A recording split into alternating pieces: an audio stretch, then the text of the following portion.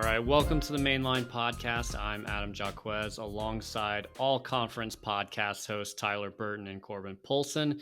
Guys, we are 53 days away from kickoff. And Norman, how are we feeling? I'm good, guys. Football season is approaching very, very quickly. We got media days kicking off tomorrow down in Dallas. Open Championship gets underway at St. Andrews on Thursday, so a couple more days to get through before the last major championship golf tournament of the year. Tiger will be in contention. I'm calling it now, and I'm heading to Vegas this time next week, so it's going to be fun. I'm excited. If I was a betting man, I would have lost the bet that you still had the stash going this week. So props to you. I trimmed it back just a little bit. It was kind of growing out on the sides. It almost looked like a handlebar coming in. Didn't quite fill in as well as fast under the nose. So had to cut it back just a little bit, but it's still there. Still there. It is there. I'm not giving up on it. Confirming to the listeners, it is still there. What is another still great there? Advertisement for our YouTube channel. So make sure you're checking us out on there. You may still not be able to see the mustache 2 weeks in. I can barely tell, but we have high hopes for it as the season progresses because Tyler, I don't think you can shave it, as long as OU's winning. I think that should be the bet, right? We'll just keep this thing going. Hopefully we don't have to trim it all the way until the second or third week in January. So it should be very full, very high volume if it comes down to that. Speaking of bets, just curious where my trophy is. Wow. We are 53 days out from the 22 season starting and still doesn't have a trophy. No, they're not even. It's been so long, the guns can't blaze. I'm actually. It's probably a good thing that I haven't sent it because you have moved since the last time. So I haven't moved. Okay, so it's the same address. Okay, I may or may not have it in my eyesight right now. This is just kind of building momentum for me going into next week. People are coming over to Tyler's house. These guys, look, I won the bets competition from last year. It's sitting on my desk, so it's real. This is on the entryway table. So for any person that enters the door here at 3518, I'm not going to give out the street, but for any person that does come in the house, that's the ultimate conversation starter right there. But yes, I will get that out in the mail. I know I've said that a handful of times, but Corbin, since you are having a birthday tomorrow, I can't think of a better birthday present than to finally, after 6 months, get that trophy actually delivered to you. So I'll make a note. We'll head to the UPS store tomorrow. I've heard this before, so I'll believe it when I see it. I look forward to getting that tracking number from you. There it is. There it is. I'm going to stay out of this for the time being, but it'll be easier, I guess, when I win the competition this year because I live close to you, Tyler. I can come to your house and just take it whenever I want. Take it. You're just banking on it never comes to me then, Adam, right? No way he sends it to you. Well, speaking of, I guess, some people that are no longer waiting for their prizes, how about Brent Venables and his staff with a huge recruiting weekend? We did have a tweet where we kind of outlined every single recruit that's happened over the last 2 weeks. A couple 3-stars mixed in, but several of those big time 4-stars that we were really looking for. Caden Green, Jacquez Petaway, or I hear a lot of people call him Jacquez Petaway, which is how you say my name. So I'm hoping that we have a player that somehow lets people know how to say my last name. You've got Sam Omasigo, who's rated 4-star, I think, in everything but rivals. And then PJ Adebore, who I'm going to commit right now to saying his name 17 different ways between now and the time that he steps foot in Norman, but some big time recruits. And it feels like in a way the drought is over, I guess. Yeah, it kind of feels like PJ Adebawore. That's kind of the 2022's version of DJ Uiagalelei. But no, you're exactly right, Adam. 7 commitments in the last 14 days for Oklahoma. We've talked about it time and time again over the last couple of months. It's kind of been highlighted OU's lack of commitments in the recruiting trail for the 2023 cycle because of what you see like Georgia, Texas A&M, Texas with, kind of the Arch Manning effect that's kind of shown itself over the last 2 to 3 weeks. But no, Brent Venables has said kind of since early spring, be patient. Let's wait until we get a little bit closer towards the end of summertime, get into the month of July. That's when you'll really start to see this class begin to take shape. And like I said, currently the number 11 class in the 247 rankings, and 8 of the 11 teams ranked ahead of Oklahoma have more than 14 commitments. So Oklahoma is going to continue to climb.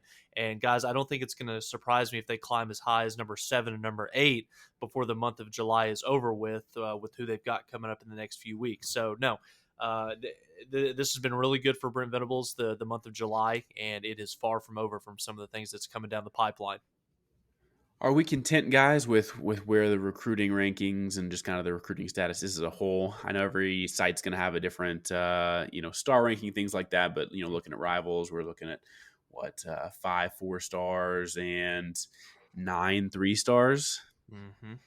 Not the most star-studded class that we've seen. Are we ready just to kind of be good with where we are? I know that obviously there's some other big guys that are going to be announcing here in the next couple of weeks that you should feel confident about, but Mm-hmm. I don't think we're used to these kind of ratios. I think at this point right now, and Parker Thune on the ref earlier today, talking to Tyler McComas, he talked about how the 247 rankings are going to kind of be reshuffled tomorrow. There is going to be some adjustments with where these kids fall in the pecking order. Some kids are going to go from 3 stars to 4 stars, 4 to 5. And if there's one thing that we know just by looking at some of the commitments that Oklahoma's gotten within the last 2 weeks, you look at a guy like Phil Picciotti, linebacker out of Pennsylvania, offensive tackle Logan Howland, both guys 3 stars, but both guys that are very, very close to knocking on 4-star territory. So if Oklahoma can figure out, or if OU is fortunate enough for both of those guys to become 4 stars, that automatically just bumps you up even higher in terms of not just your overall score with your team ranking, but also with the individual score of the players within your recruiting class. So I think at this point right now, I feel a lot better than I did this time a month ago with where Oklahoma's sitting at in the recruiting trail. But guys, it's just going to kind of be one of those things where you have to trust the evaluation of the staff. So even though you are getting more 3 stars than what we would, like at a place like Oklahoma, you've got to trust Venables, Roof, Falai, Bates, that they, are trusting the evaluation of these recruits coming out of high school. And development, that's the biggest thing. It's not what these kids do. It's not how many stars are attached to their name, what they do in high school. But if the coaches see the skill set and they see how that can translate at a place like Oklahoma, once they get on campus, they can coach them up and get them ready to play, at a 4 or 5-star level, All-American type status at Oklahoma. And we'll see if they can do that. I'm going to disagree with you a little bit because stars do matter, and the higher the ranked, class there is, the better off that program is going to be. And we've seen that, especially over the last couple of years, where the 3rd ranked class is farther away from the 9th ranked class, and the 9th ranked class is from team number 60 in the standings. So right now, you look at the recruiting standings. Rivals has OU the lowest out of the 3 services at number 16. I think On3 has them at 13, and 247 has OU at 11. I do expect OU to rise there, and I do expect out of the 9 3-stars that OU has, probably at least 2 of them to get up to a 4-star status. I'm not holding my breath on any of the 4-stars becoming a 5-star. I think Jackson Arnold has your best shot at that just because he's really surging. But some of these other guys, I don't know. And frankly, I'm okay with that. Like a high 4-star to me is just about as good as a 5-star in my book. And we've got a couple of those guys. But I kind of think at this point, looking at past history and looking at some of those top classes that have been put together in previous years, this is kind of the limit of 3 stars. Some of these guys have to move up, and everybody going forward, in my opinion, still needs to be 4 stars. I don't think that there's much more room for me to say, hey, let's bring on this guy that's kind of an athlete, that's kind of late to the game, that hasn't played as much football, that, is maybe flying under the radar. Yes, those are good evaluations, but I want established guys because that is the proven method to win a championship. Yeah, Are you I think guys spot on? Yeah. No, I was just going to ask you guys, particularly on the defensive side of the ball, knowing the track record of Brent Venables and the staff that he's, assembled here in Norman, are you less disappointed when you see a 3-star that's on the defensive side of the ball join the recruiting class when you know that he's going to have the opportunity to get coached up? You trust what Brent Venables, Ted Roof, and those guys see and what he is potentially capable of once he steps foot on campus. So are you more forgiving, I guess I should say, with the 3-star on the defensive side of the ball compared to offense? That, I guess, No, because if we are so solid in our belief in Brent Venables, why can't we get bigger recruits? Why aren't they recognizing the same things we recognize as far as development and success on the field? Granted, there's other pieces to that. Like they have to like Oklahoma, they have to be nearby. And he doesn't have a track record as a head coach at Oklahoma. His track record's pre 2011. So that will grow over time. I think he'll be able to get even better and better defenders, but there's disconnect there. The fans can't like it, and then the recruits can, or vice versa, so to speak. Mm-hmm. Yeah, but this is also how he started off things at Clemson, if I remember correctly. His first couple of years, like he had to kind of go find diamonds in the rough and to coach guys up. You wonder if that's his strategy. And let's be honest. If you're thinking about tone setters, you kind of want guys coming in with a chip on their shoulder. They were only a 3-star. They weren't necessarily recruited by anybody and everybody. Maybe that's the way he does it. So the culture begins with guys like that.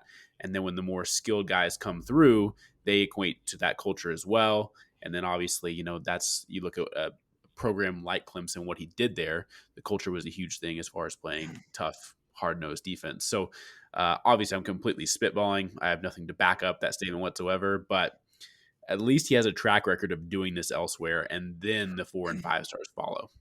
Mm-hmm.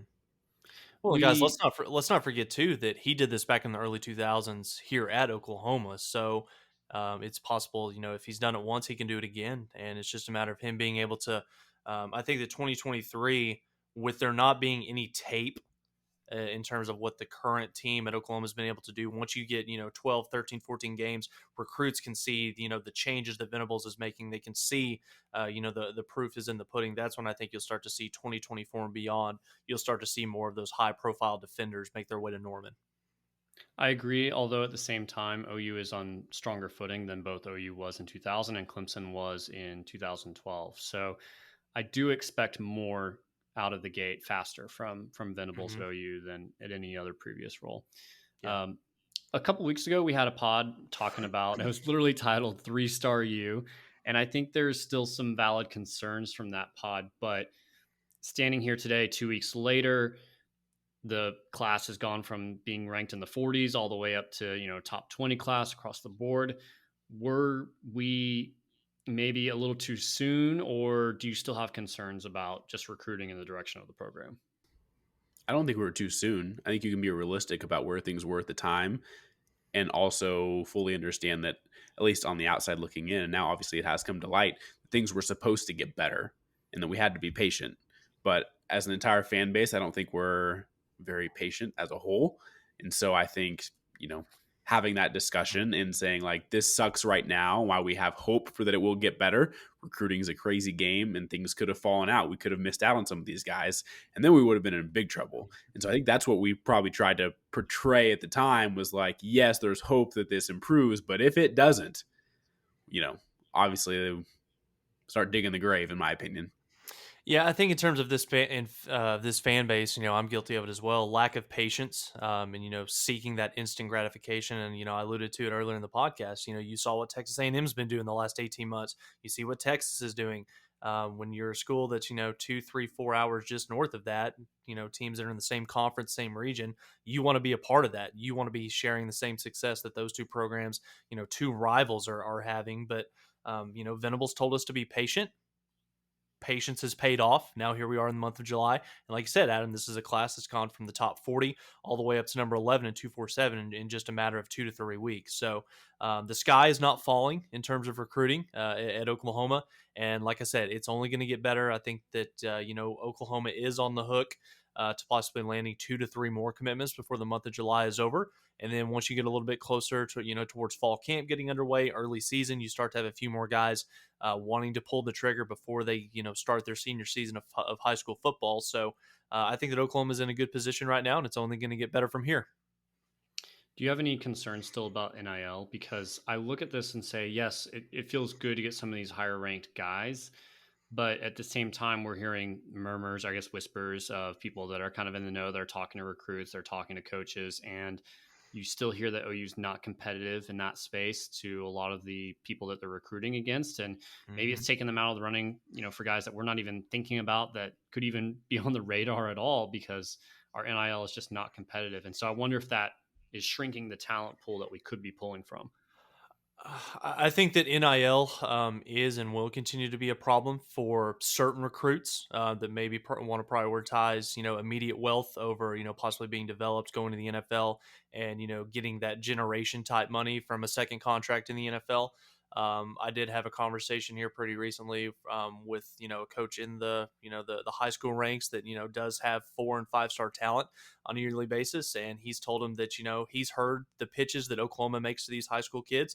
uh, NIL is a part of it with what they're doing here in Oklahoma. I do want to let fans know that Oklahoma is not, they're not refusing to to play the NIL game. They are continuing to do so. But I will say that from the pitches that he's told me about, Oklahoma, while they are involved in the NIL, it is much less of a selling point on why you should come to a place like Oklahoma. Venables has talked about it from the get go. We're not going to be a place where you come here for the money. You come here to play football. You come here to be developed. We'll send you to the NFL. So Oklahoma is involved in the NIL game, but they are preaching time and time again that you're coming here for football, and we're going to get you the NFL. I love when Lincoln makes an appearance on the podcast because it gives me an opportunity to make fun of Tyler's dog, who is still named Lincoln, and that's just weird. But I guess you can't change a dog's name. Big fan of the 16th president. Knowing Tyler's going to be out next week, maybe we can have a segment of should he have changed his dog's name? Just food for thought for next week. I think it's worth an argument. But we should take suggestions. We should take suggestions for Tyler's dog. Okay, yeah, I love it. Guys, NIL is always going to be a problem at a place like Oklahoma. We're not going to be able to compete with a Texas A&M, an Oregon, even maybe an Alabama, Miami. We're not. I think the big issue is why is the gap not shrinking of how big of a problem like that is, right? I don't think we're going to compete at the highest levels. Should it be as big of a problem as it is right now? No, it should be better. I think we should be in a spot where no, Oklahoma is not as strong in the NIL front, but it's not that big of a difference compared to schools X, Y, and Z.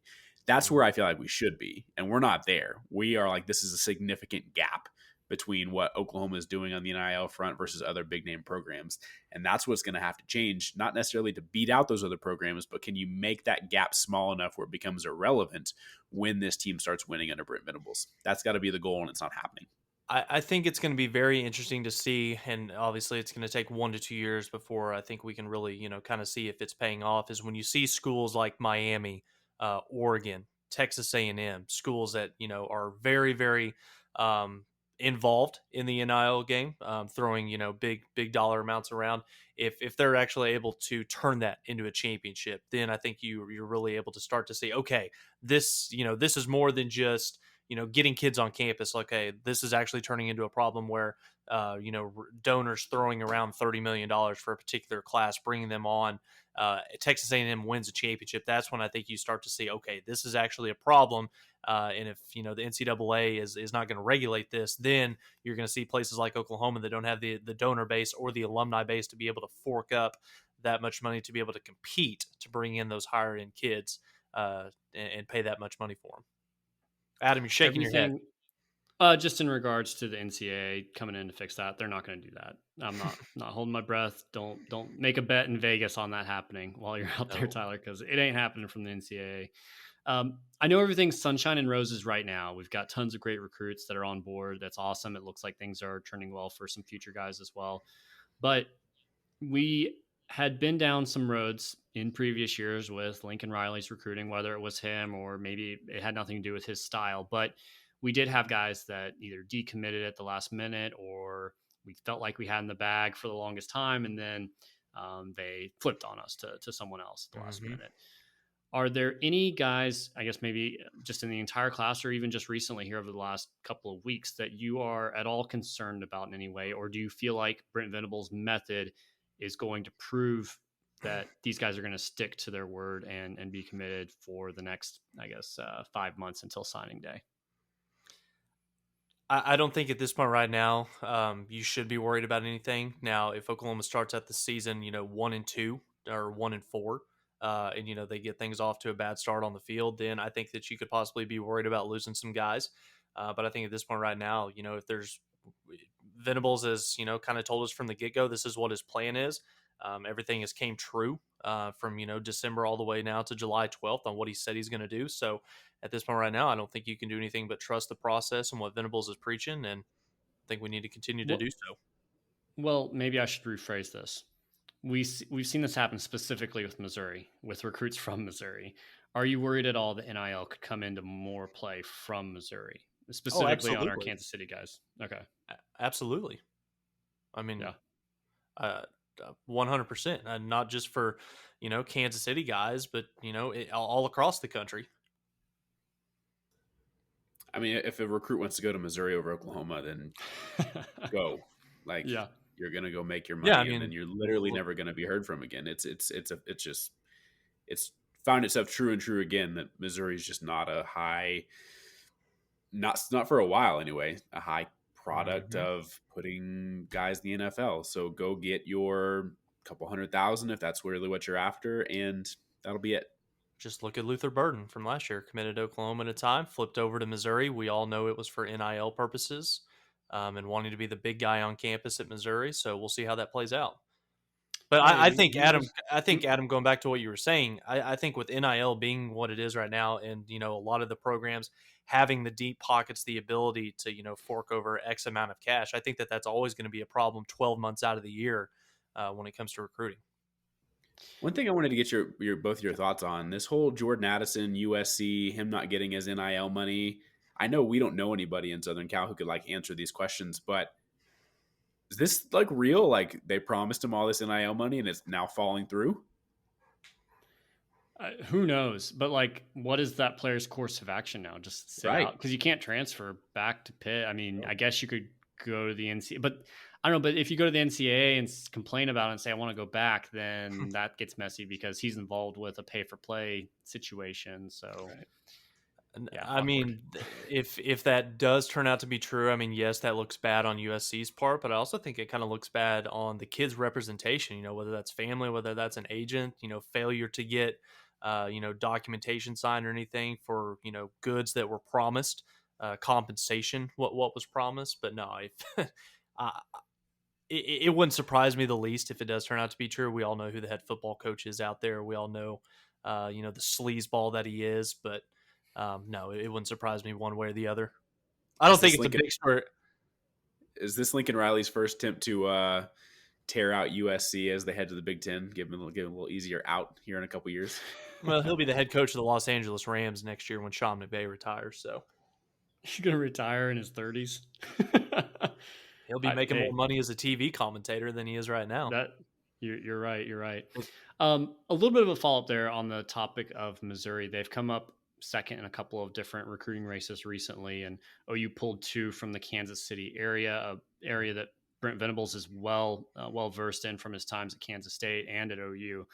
And I kind of look at that area as, hey, potentially if OU could lock down the Kansas City area for the most part and anything that they want in Kansas. And of course, got to get your affairs in order back at home. None of the big recruits in Oklahoma are coming to OU this year. I won't say that's a pattern or a trend. I want to see what the 2024 class brings. But if you can lock down the state of Kansas, Oklahoma, and that entire Kansas City area, I think you look at OU as a recruiting just a lot higher ceiling at that point, kind of like Ohio State does, where they say we pick all the good players in Ohio. There's always plenty of 4 stars there and a couple 5 stars, and then we go national from there. And I kind of feel like that's maybe the footprint and or blueprint and model as far as what OU could go. Do you guys think that's possible, or is that just too far out of the realm? Kansas City's too much up for grabs across state lines and so forth.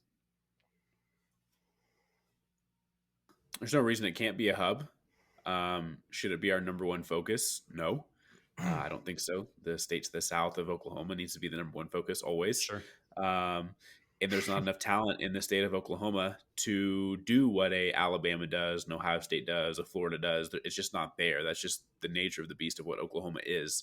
So, yeah, it needs to say Southern focused. If you can pick up some nice draws in Kansas City, that's awesome. It's obviously a spot that can produce high-end talent. Is it enough to make it your, one of your priority recruiting grounds, top 2 or 3? Mm-hmm. Maybe not. Yeah. I think that Missouri is very comparable to Oklahoma in terms of high school football talent. I mean, just looking here on 247 Sports, going back over the last 3 to 4 years, about a handful, maybe 5 to 6 4 stars and above in the entire state.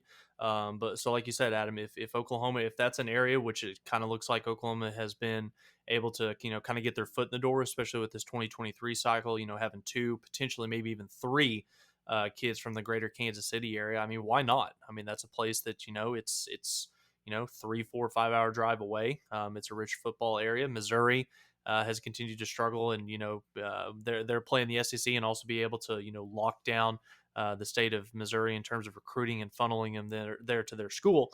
So yeah, why can't Oklahoma, just like Ohio State, just like Oregon, Texas A&M has kind of had their foot in the door in the state of Missouri. So yeah, why can't Oklahoma be part of that as well? Yeah. Last question on recruiting here before we talk about some other topics. There's a couple of commits that I think people are expecting to go OU's way. Dalen Smothers, the running back out of the Charlotte area, and then Derek LeBlanc, the edge rusher out of Florida.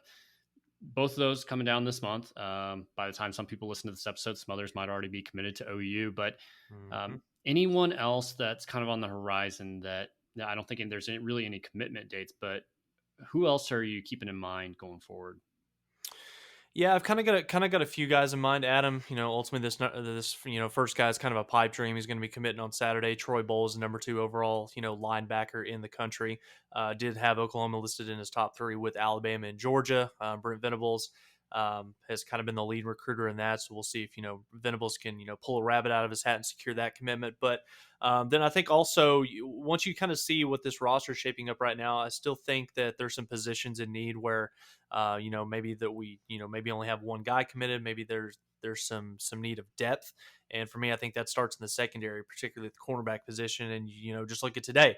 4-star quarterback, cornerback Makari Vickers, 6'1", 180 pounds, out of Tallahassee, Florida, the number 80 overall ranked player according to 247. He announced the top 3 today of Oklahoma, Alabama, and Michigan, with a commitment timetable sometime in August. So that would be a big get for Jay Valai.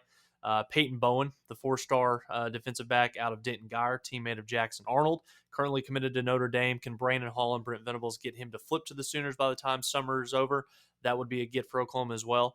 And then, guys, kind of another one that is going to be very interesting to follow is the front 7 on the defensive side of the football. We don't particularly have very much beef up front, particularly on the interior of the defensive line. And I think that's where you're going to start to see guys like a Johnny Bowens, the 4-star defensive lineman out of Judson High School in Converse, Texas. OU offered him back on June 29th, the day after he decommitted from Texas A&M. So let's see what Todd Bates can do in that recruitment. And then just looking at, other guys like Jordan Renaud, 4-star defensive lineman out of Tyler Legacy High School in East Texas. And then, guys, one other one to kind of keep an eye on is Tausili Akana, the 4-star linebacker out of Leahy, Utah, 6'4", 225 pounds, number 60 overall player in the country. Oklahoma's in the lead for his commitment at the time from everything that we've heard. And, guys, what an unbelievable linebacker core group that would be for Venables in his first year. When you look at Pachotti, Omosigo, and Akana, if you could get 3 guys right there to, fill in for that linebacking recruiting class in 2023, I think that is a tremendous start for Venables in year 1. So yeah, there's probably about 5 to 6 guys that Oklahoma is somewhat still in the running for, maybe in the top 3. It's just a matter of can they close them out. So pretty much everyone is going to be committing to OU. You heard it here first from Tyler. A bunch of names that I can't pronounce, and so that excites me so much. Tyler, you have a good one on here, a tweet that came out this morning from Teddy Lehman, and I loved your thoughts here. Go ahead and set that one up. Yeah, so it kind of went viral on social media, and this was something that Gabe and Teddy were talking about on the Oklahoma Breakdown podcast, and it was kind of all over Twitter today. Some fan bases kind of had a field day with it, and so I just kind of wanted to ask you guys, and I'll kind of tee it up here. Agree or disagree with this statement from Teddy saying that Oklahoma will win a national championship in the next 3 years? Corbin, go. Disagree. It's not even that close. This is one of the most crimson-colored tweets that I've seen in quite some time. I know Teddy loves his guy BV, but come on, this team is not close to winning a national championship yet. So I could be wrong. I would love to be wrong, but I'm not going to be. They're not going to win a national championship in 3 years. Nope.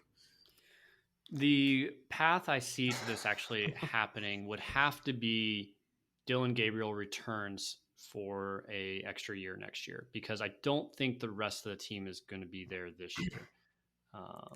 Not that Dylan Gabriel is championship worthy either. I'm not convinced of that fact. I think you have to have a difference maker at quarterback, unless you have an all world defense like Georgia did last year, and I just don't see that from OU. So I think there's going to be a lot of moving parts, and really even 2020, I guess 2024 would be the most likely year.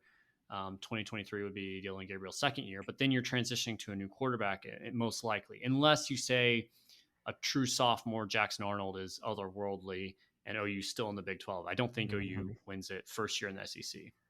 I think when you look at this question, I think the answer to this, I believe a lot of it is predicated upon when Oklahoma makes the transition into the SEC. If it's 2025, I think it's very possible. If it's starting in 2023, I'm going to heavily disagree and be in the same category as you, Corbin. It's going to take, I think, Brent Venables 2 to 3 recruiting classes to build this roster up to a national championship caliber level team.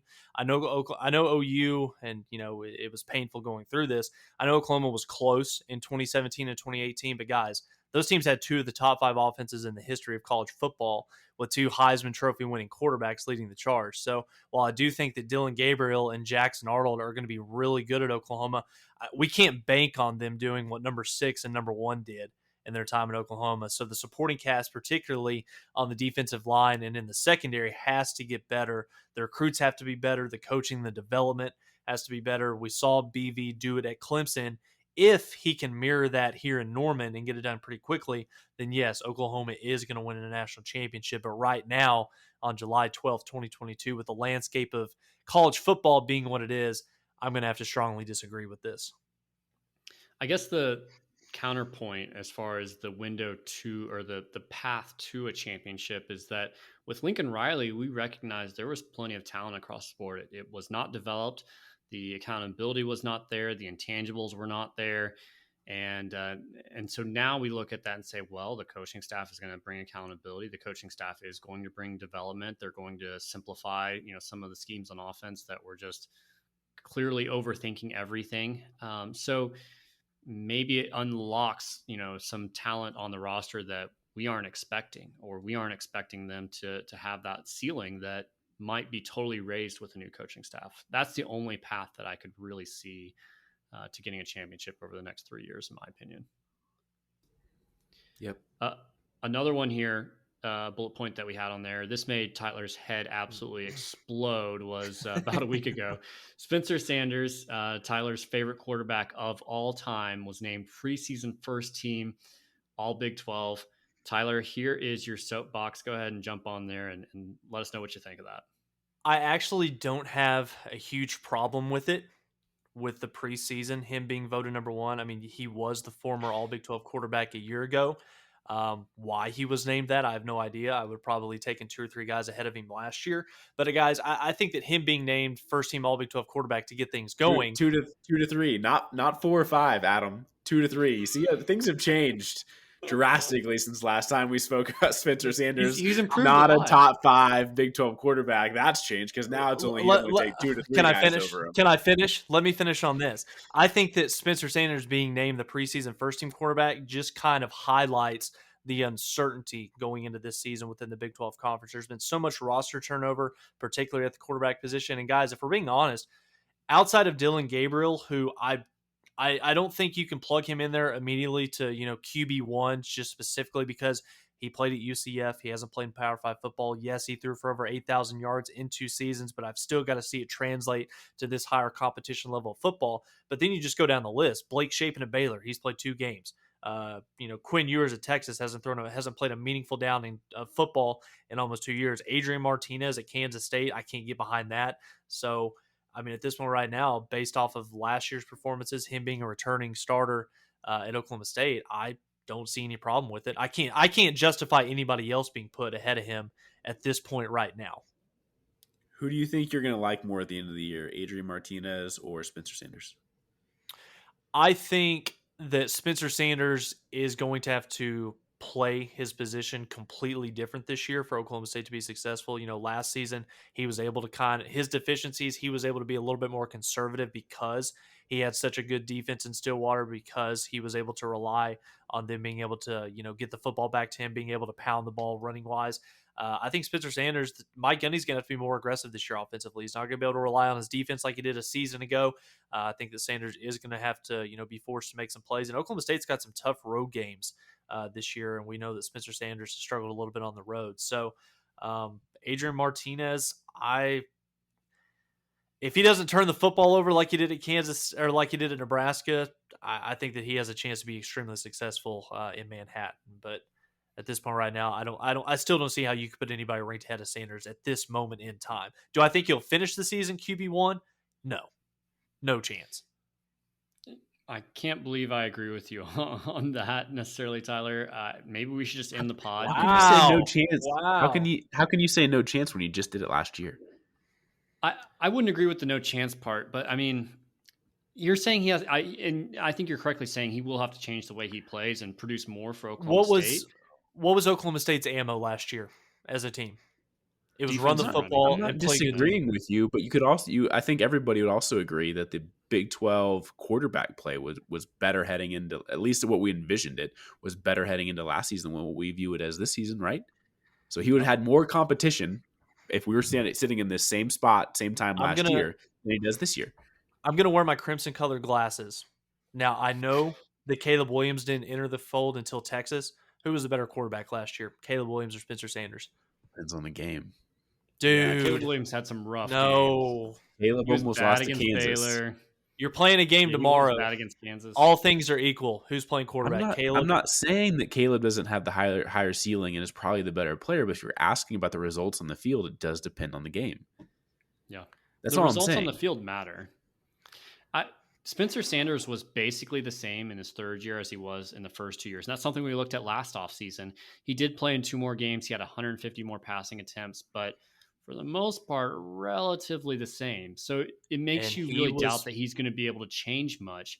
Now, there's a good point. Like last year, we thought Spencer Rattler was going to be good. We thought, Iowa State had a good quarterback. We thought a lot of teams had solid options at QB, and most of them disappointed, and that allowed Spencer Sanders to rise up. Now you have the opposite of who knows what you're going to get out of JT Daniels, or who's even starting at TCU or Texas Tech. Is Quinn Ewers the real deal? Like nobody knows. So Spencer Sanders is going to have a strong lead for that first team spot going into the season.